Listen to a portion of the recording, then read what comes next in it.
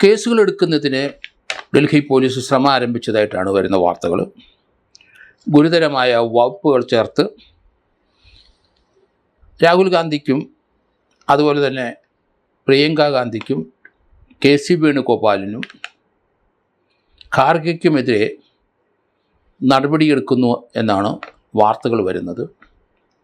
ഇത് രാജ്യത്ത് വലിയ പ്രത്യാഘാതമുണ്ടാക്കും എന്നെനിക്ക് തോന്നുന്നു. കാര്യങ്ങൾ കൈവിട്ടു പോകുമോ എന്ന് ഭയമുണ്ട്. കാരണം പ്രതിപക്ഷത്തെ ഒതുക്കാനുള്ള ഒരു ശ്രമം ഇതിൻ്റെ പിന്നിൽ നടക്കുന്നു. ഡൽഹിയിലെ കലാപം തീർച്ചയായിട്ടും അത് രാജ്യം മുഴുവൻ വ്യാപിക്കാനുള്ള സാധ്യതയും വളരെ കൂടുതലാണ്. കാരണം ബംഗാളിലെ മമതാ ബാനർജി അവസരം നോക്കിയിരിക്കുന്നു. ആം ആദ്മി പാർട്ടിയിൽ ഡൽഹിയിലും അവസരം നോക്കിയിരിക്കുന്നു. പഞ്ചാബിലും അതുപോലെയുള്ള ചില സന്നാഹങ്ങൾ നടക്കുകയാണ്. ദക്ഷിണേന്ത്യ പൊതുവെ BJPക്ക് എതിരായിട്ട് നീങ്ങും എന്ന് കരുതുന്നു. ആന്ധ്രയിലും അതുപോലെ തന്നെ കർണാടകയിലും തമിഴ്നാട്ടിലും കേരളത്തിലും അവിടെ BJPക്ക് എതിരായ ഒരു നീക്കം തന്നെ നടക്കും. അതുപോലെ തന്നെ പവാറിൻ്റെ മകളും ഡൽഹിയിലെ സമരത്തിന് പിന്തുണയായിട്ടെത്തി. ബോംബെയിൽ നിന്നും ആൾക്കാർ കേന്ദ്ര ഗവൺമെൻറ്റിനെതിരായിട്ട് നീങ്ങുന്നതായിട്ടാണ് മനസ്സിലാകുന്നത്. ഇപ്പോഴത്തെ ഈ അവസ്ഥ ഗുരുതരമായ ഒരവസ്ഥ തന്നെ. ഈ സമരമുഖത്തുള്ള കോൺഗ്രസ്സുകാർക്കും അതുപോലെ തന്നെ CJPയിലെ നേതാക്കന്മാർക്കുമെതിരായി ഗുരുതര വകുപ്പുകൾ പ്രകാരം 8-10 കേസുകൾ രജിസ്റ്റർ ചെയ്ത് കഴിഞ്ഞു. രാജ്യദ്രോഹകരമായ വകുപ്പുകളെ ചേർത്ത് കേസുകൾ രജിസ്റ്റർ ചെയ്യാൻ പോകുന്നു എന്നാണ് വാർത്തകൾ വരുന്നത്. ആ വകുപ്പുകൾ ചേർത്ത് സമരമുഖത്തുള്ള രാഹുൽ ഗാന്ധി അതുപോലെ തന്നെ പ്രിയങ്ക ഗാന്ധി, KC വേണുഗോപാൽ അങ്ങനെയുള്ള തലമുതിർന്ന നേതാക്കന്മാർക്കും അവരെ കൂടെ സപ്പോർട്ട് ചെയ്ത് MPമാർക്കും എതിരെ കേസുകൾ രജിസ്റ്റർ ചെയ്ത് സമരം അടിച്ചമർത്താനുള്ളൊരു നീക്കം കേന്ദ്ര ഗവൺമെൻറ്റിൻ്റെ ഭാഗത്തുനിന്ന് വരുന്നു. അതിനുള്ള ആലോചന നടക്കുന്നു എന്നാണ് ഇപ്പം നമുക്ക് മനസ്സിലാകുന്നത്.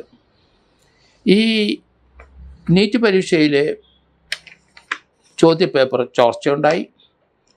അതേ തുടർന്ന് പരീക്ഷ മുഴുവൻ ക്യാൻസൽ ചെയ്തു. ഒരു വർഷം മുഴുവൻ കുത്തിയിരുന്ന് പഠിച്ച കുട്ടികൾ പലരും അവർ നിരാശയിലായി, പലരും ജീവൻ വെടിഞ്ഞു. ആ പരീക്ഷ ചോർച്ചയും അതുമായിട്ട് ബന്ധപ്പെട്ട കേന്ദ്ര വിദ്യാഭ്യാസ മന്ത്രി രാജിവെക്കണം എന്ന ഡിമാൻഡ് ഉണ്ടായി. കോക്രോച്ച് പാർട്ടിയുടെ നേതാവ് അഭിജിത്ത് ഡീപ്കെ ഈ ആവശ്യവുമായി രംഗത്ത് വന്നു. അദ്ദേഹം അമേരിക്കയിൽ നിന്ന് ഇന്ത്യയിലെത്തി ഡൽഹിയിലെ സമരമുഖം തുറന്നു. അവരുടെ ആവശ്യം അംഗീകരിക്കാതെ സമരം മുന്നോട്ട് പോയി. പല രാഷ്ട്രീയ കക്ഷികളും അവർക്ക് പിന്തുണ പ്രഖ്യാപിച്ചു. എന്നൊന്നര മാസത്തിന് ശേഷം ആരും പ്രതീക്ഷിക്കാത്ത സന്ദർഭത്തിൽ പ്രധാനമന്ത്രിയുടെ വസതിക്ക് സെക്യൂരിറ്റി ഏരിയയ്ക്കുള്ളിൽ രാഹുൽ ഗാന്ധിയും പ്രിയങ്ക ഗാന്ധിയും ഉൾപ്പെടെയുള്ള നേതാക്കന്മാർ ചേർന്ന് സത്യാഗ്രഹം നടത്തി.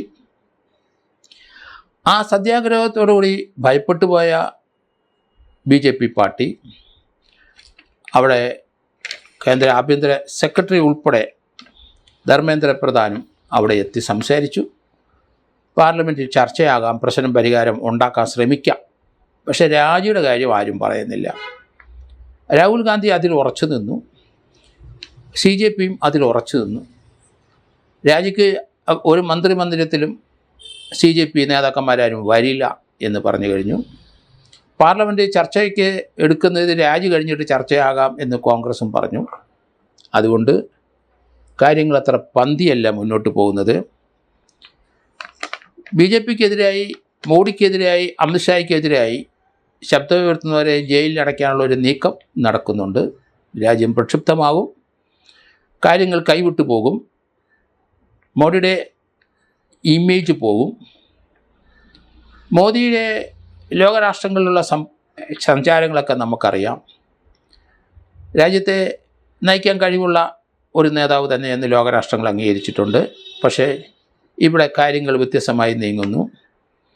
അവിടെ സമരം സമാധാനപരമായി ചെയ്യാനായിട്ട് വന്ന ആ കുട്ടികൾക്കെതിരായി സർക്കാർ നീങ്ങി.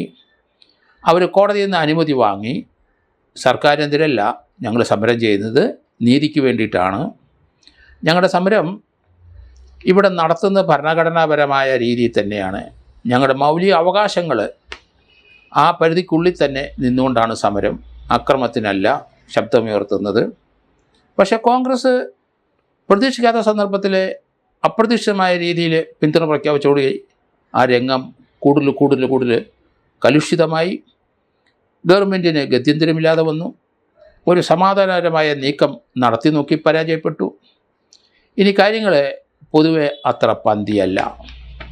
കാരണം ഇതൊരു ജൻസിയുടെ ശബ്ദമുയർത്തൽ തന്നെയാണ്. രാജ്യത്തിലെ ചെറുപ്പക്കാരെല്ലാം അസന്തുഷ്ടരാണ്.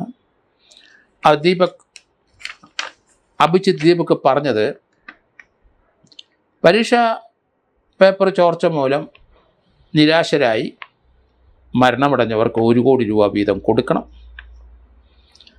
അവിടുത്തെ വിദ്യാഭ്യാസ മന്ത്രി രാജിവെക്കണം. അടിയന്തരമായി ഇതിനൊരു പരിഹാരം ഉണ്ടാകണം. പക്ഷേ അതൊന്നും നടന്നില്ല.